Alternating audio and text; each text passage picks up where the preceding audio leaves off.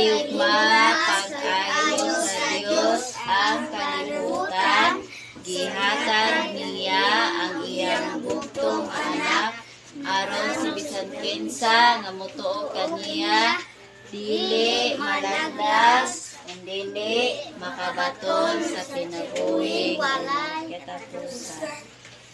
Noa nagbuhat og arka kay gisugo man sa Dios. Nibundak ang ulan, nibundak ang ulan og mibaha. Nibundak ang ulan og mibaha. Nibundak ang ulan og mibaha. Ang arka naglutaw-lutaw. Ang arka naglutaw-lutaw sa tubig nagpaibabaw. Ang arka naglutaw-lutaw kay gisugo man sa Dios. Nisinggit ang parente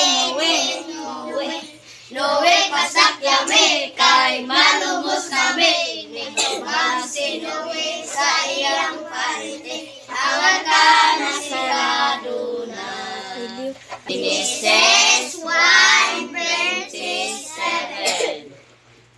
Musa ibuhat sa Dios ang lalaki o babae sama sa iyang dagway. May I should and oy. Isa way sudan. Nika, Atulog ka. na.